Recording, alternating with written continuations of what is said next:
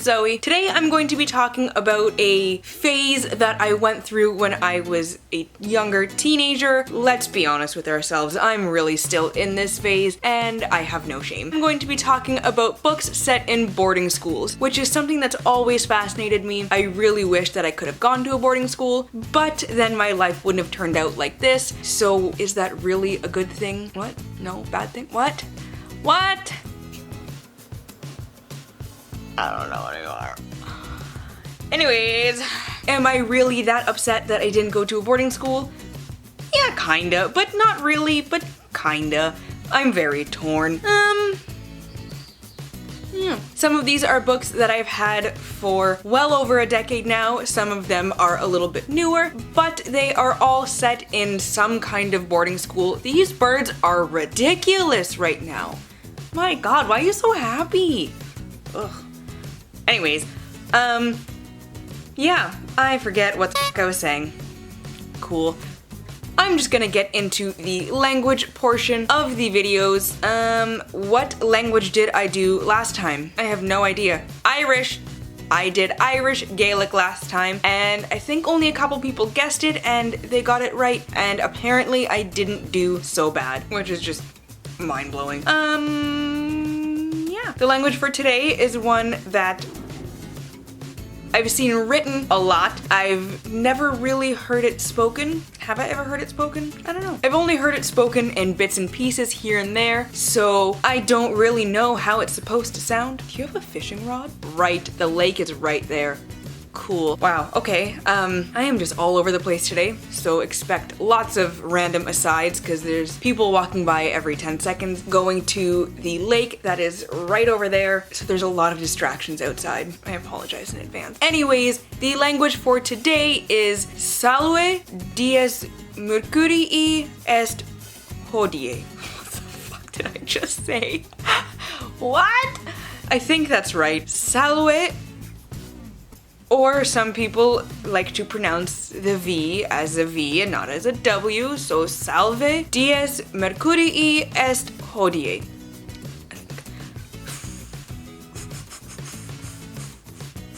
Please, God, somebody correct me. What was I going to say next? My God, you're dumb today. I think I need a nap. Oh boy. Anyways, I've realized that I've been entirely remiss. I haven't told you guys where I'm learning these languages from. What I usually do is I start with Google Translate and see what that says, and then Google days of the week in whatever language it is that I'm doing. I really gotta sneeze. We're okay. And then I go through about 10 different websites and and then I search on YouTube and look at about 20 different videos if there's that many. Some of these languages only have 1 or 2 videos, which really sucks because more people should be speaking these languages, and I'm gonna go on a tangent, so we're not gonna do that. But that is the system that I usually go through, and when I was looking up this language, I came across something so amazing, something that really just warms my cold, dead heart. Actually, I do feel emotion now. Something that really just warms my heart. There's this woman who runs a channel called Learn a Language for Fun, which I will put right here, as well as down below in the description box with a link to her channel. She is trying to teach her kids some basic words and numbers and phrases and such in a bunch of different languages. So basically what I'm doing here with myself, but she's teaching her kids. And I think she said she had 8 of them. I might be wrong, but what she does is she comes up with these great little songs and she teaches them some fun facts, and it's honestly the greatest thing I've ever seen. Her and her kids have just come out with a book and a CD showing everything that they've done on their channel, and I've requested one, so when I get one in a couple weeks, I think she said, I will show you guys so you can see how amazing this woman is. Honestly, she deserves all of the awards. This is basically what I want to do with my kids one day. As you guys know, I speak a couple different languages, and I want my kids to love love language the way I do, and I want them to learn the ones that I know. And honestly, the way that she's incorporating these songs is how I learned German in university. My prof is the most amazing prof I've ever had, and she made up all these little jingles, she came up with songs, and that was the way she taught us how to speak German. It worked. Whenever she would teach us a song, she would make us sing it a couple days in a row. We had class 4 days a week, so it really stuck with us, and during the exams, I would be singing the songs to myself in my head, and I would remember everything. So what she's doing with her kids is definitely going to stick with them, and I just want her to get some more recognition than she's getting, because I think she is awesome for what she's doing. I came across her videos when I was researching this language for today, and I ended up watching most of her videos, and some of the songs that she was singing with her kids have been stuck in my head since yesterday. So they're obviously working. I could go on for hours and hours about how amazing I think this woman is. I've never met her. I don't even actually know her name. I'll find that out, but it's just amazing. I think I've said amazing and awesome a lot, but really I have no other words for it because it's so fan-freaking-tastic. I think I'm done for now. I'm gonna force myself to be done. Please go and check out her channel, even if you aren't a fan of languages, or if you really want to try and guess what this language is if you have no idea. It's on her channel somewhere. That helps no one because there are a lot of languages, but if you want to do some sleuthing, it's there. I like that word, sleuthing. Anyways, that's that. Like I said, when I get this book and the CD, I will show you guys on here and probably geek out about it more than I already have. Geek out about it? What? No, words are hard today. Okay, let's move on to the books. I have 10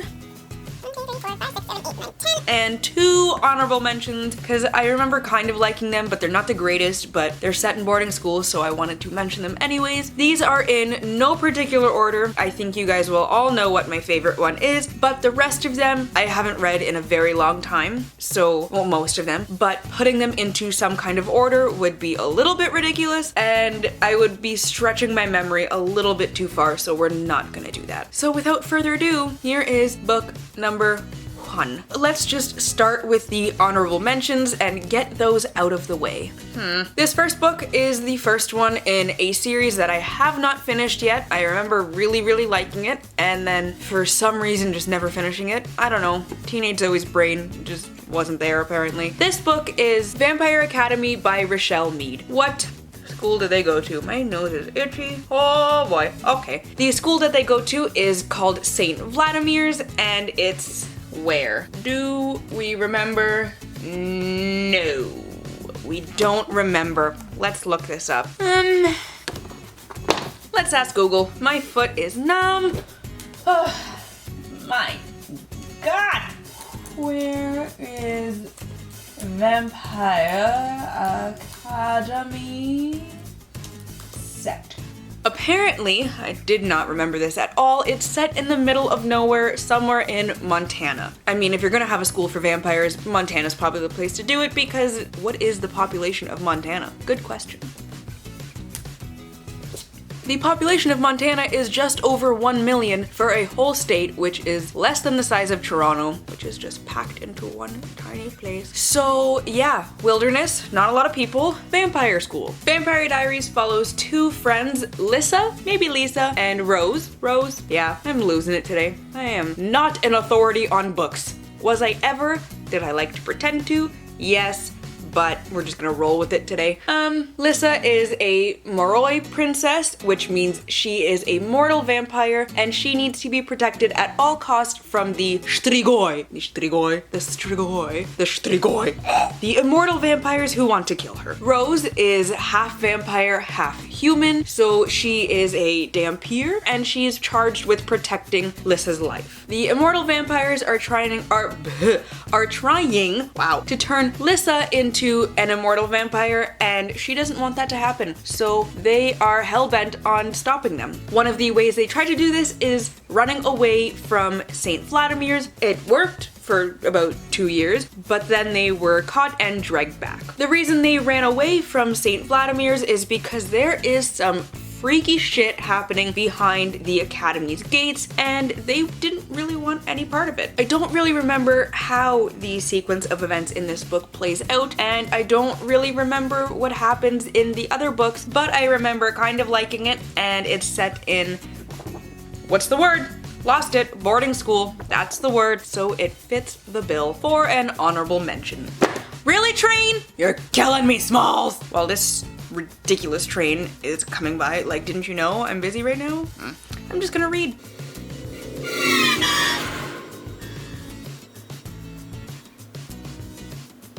I'm reading Mark's Woman right now, and what page is this? Oh, 55. Chapter 5 starts on page 55, and I like that a lot, and I'm really liking this book so far. But I'm only 55 pages in, so that could change. I hope it doesn't, but it could. Anyways, back to these honorable mentions. The next honorable mention, and the last honorable mention, because there's only 2, see how numbers work, wonderful, is one that I don't really remember what happens, but I remember liking it, but I remember it not being one of my favorites. This one is Upper Class by Hobson Brown, Taylor Matern, and Caroline Says.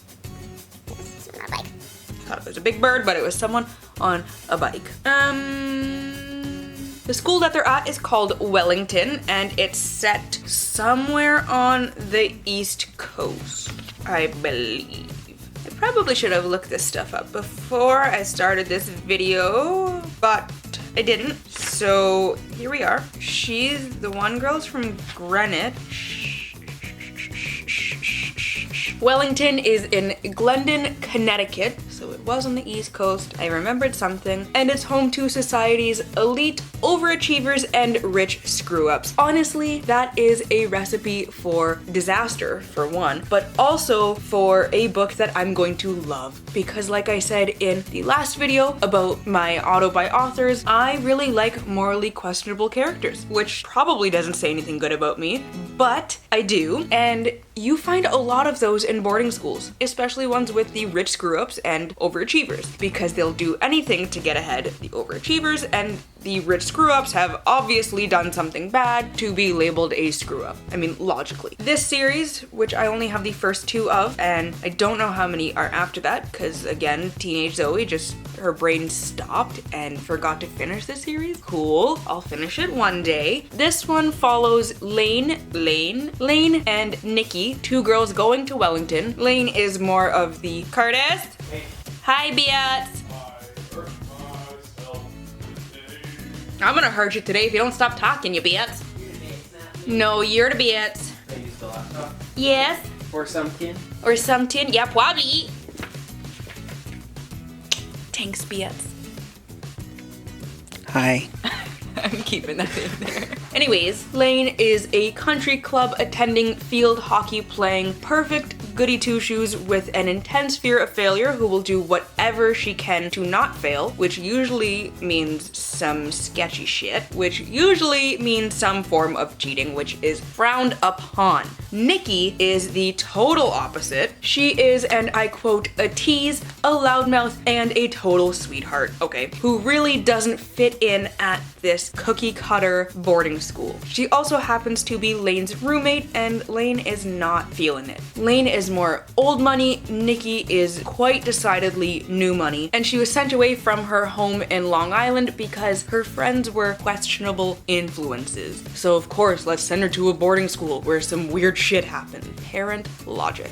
It's there. Shenanigans ensue, and the girls must learn how to live together without parents and without really anyone looking out for them. As with the other one, I don't really remember what the sequence of events are and how the things in the synopsis actually happen, but I remember kind of liking it, so we're just gonna leave it in the honorable mention section and move on to the actual 10 boarding school books. The first of the actual boarding school books that I quite enjoyed is one that I read recently, and it falls under the mystery thriller type thing genre. That's the word, genre. This one is Truly Devious by Maureen Johnson. I really like this one. It's set in, what's the school called? This one is set in Ellingham Academy in Vermont. Yes, it's in a remote location, but as far as I know yet, no vampires. So just a remote location for geniuses.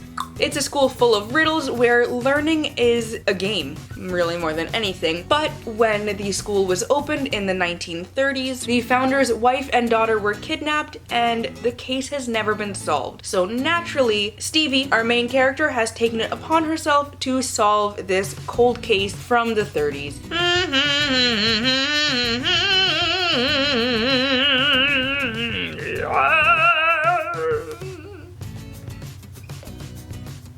The next book is also in the mystery thriller genre. I remember the word now. Yay, I'm so proud of myself. What has my life become that I'm proud of myself for remembering a word that I really should know? Wow. I think I need a hobby. Like another hobby. Yeah.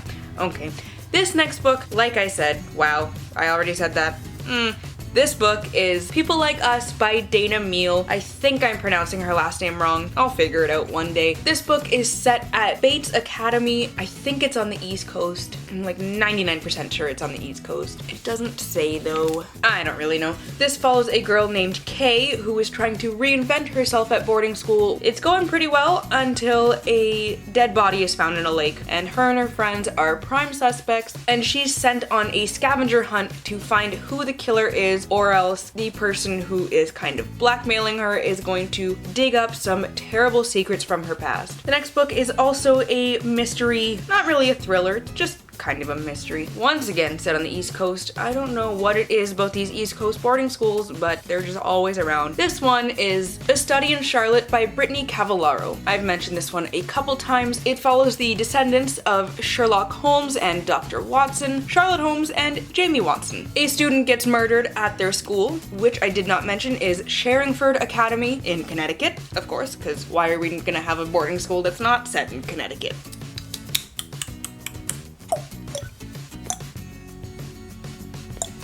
I totally blanked right there, and we're just gonna move on and pretend that never happened. A student at their school is murdered, and Charlotte,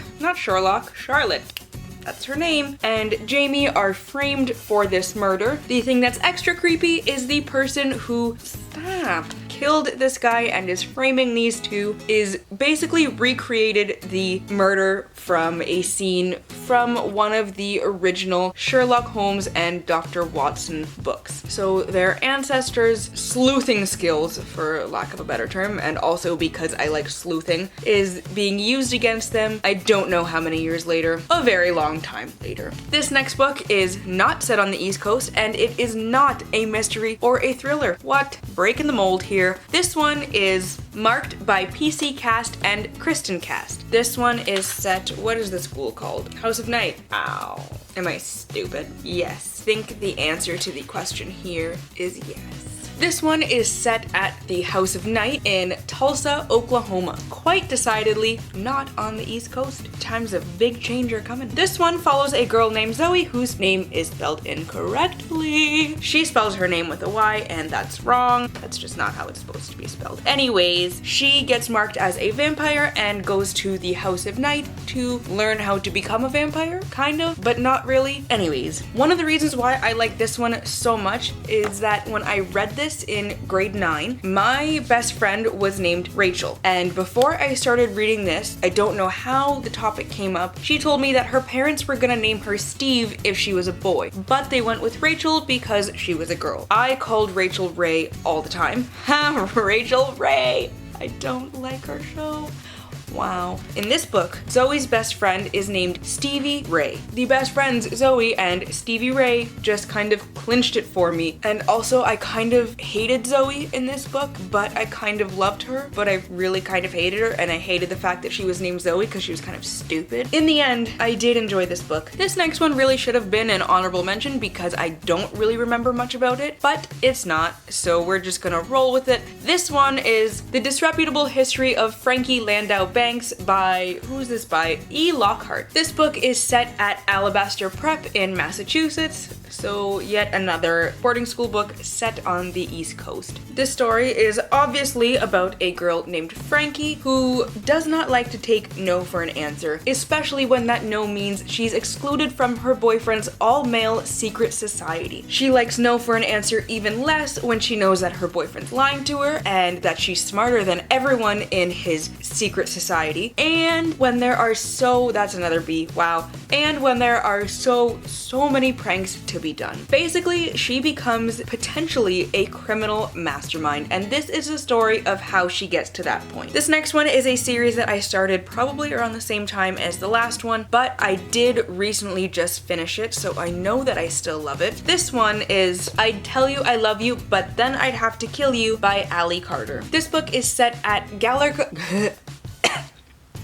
Gallagher Academy for Exceptional Young Women, I think somewhere on the East Coast, but I don't know if it's ever specifically mentioned. Our main character, Cammy, known as the Chameleon, is fluent in 14 different languages, can kill a man with a few pieces of uncooked spaghetti. My memory card died, so I might be in a little bit of a different spot. Awesome. Where was I? This book. Right. The main character, Cammy, or the Chameleon, as she's known, can speak 14 different languages and kill a man with a few pieces of uncooked spaghetti if she so chose, but when she's confronted with an ordinary boy, she totally loses her mind, which is quite common. I feel like a lot of us have been there. I mean, she can tap his phone and hack into his computer with little to no effort, but can she actually navigate a relationship with a boy who she can't tell him anything about her? That sentence did not really make sense, but we're gonna go with it. This next book is another contemporary, also set on the East Coast, not spies though. This one is The It Girl by Cicely von Ziegler. This takes place at Waverly? Yeah. This takes place at Waverly Academy in Rhinecliff, New York. No, they are not the Wizards of Waverly Place, but that would have been awesome, but they're not. This is a spin-off of the Gossip Girl series, and it follows Jenny, one of the characters from Gossip Girl, as she navigates boarding school. This is one of those ones where the main character tries to reinvent herself, and does it go well? Not really, but she tries anyways. All she wants to do is make friends with her roommates and become the close group of friends that you see on TV and in the movies and in other books, but it just doesn't really happen to her because her roommates Callie and Brett are totally self-centered and will not help anyone unless there's something in it for them. This next book is kind of like a darker It Girl, really. Yeah, the series takes several dark turns, but I think that's why I really like this one. It has a lot of morally questionable characters, which, as we all know, I'm quite fond of. This one is Private by Kate Bryan. This is set at Easton Academy in Easton, Connecticut. We're back in Connecticut. This one follows a girl named Reed who won a scholarship to Easton Academy and is trying to get away from her very mediocre life and her pill-popping mother. When she gets to Easton, she thinks everything is going to be fantastic until she realizes that Easton really hasn't accepted her and she doesn't really fit in. This is until she meets the Billings girls. They are the most beautiful, the most intelligent, the most confident girls on campus, and Reed wants to be a part of them. The closer she gets to becoming one of them, the more she realizes that they have a lot of secrets and they will do anything to keep them private. The next book is one that is set in not America. One of only two. Yeah, this one and the next one are not set in America. This one is Those Girls by Sarah Lawrence. I read this one, I think, at the beginning of high school as well, and I absolutely loved it. There is a sequel, but I've never been able to find the sequel. I will resume my search one day, but I loved this book. This is set at Stagmount. I like Stagmount because Stagmount is just a little bit ridiculous. I think it's just outside of London, which means I love this even more than any other boarding school book because I had an obsession with England as a kid, and if we're being honest, I still have that obsession. Jinx and Liberty are best friends attending this academy, and they are some of the most popular girls. They are some of the most popular girls in school, and everything goes their way. They're just living it up until Stella comes along. Stella! I had to. Jinx knows that she cannot be trusted, 100% knows this. Liberty, however, totally falls under her spell and they become best friends. Oh my god, they're the best of friends. Jinx is not having it. She just wants her best friend back and to stop acting like an idiot, so she is going to do whatever it takes to get Liberty back to normal. The last book is one that everybody should have seen coming. This was my original, boarding school book, and it will forever be my favorite boarding school book. Harry Potter and the Philosopher's Stone. In general, the entire Harry Potter series, let's be honest. I think this is the first book I ever read where they attend a boarding school, and nothing will ever surpass this as the best boarding school book ever. That being said, do I really need to talk about what this is about or why I love it so much? No. So let's just wrap this up. Those were 12 boarding school books, 10 of my favorites and 2 honorable mentions. If you guys have any that you've read that were not mentioned here that you like, or if you have any other opinions about these books, definitely let me know down in the comments. As always, to stay updated with my current reads and how I'm feeling about them, you can follow me on Instagram, Twitter, and Goodreads, all at You're a Book Nerd Zoe, which I will leave linked down below in the description box for you. If you like this video, please give it a thumbs up and subscribe, and I hope you all have a wonderful day and get at least a little bit of uninterrupted reading time. I'll see you in the next video. Bye!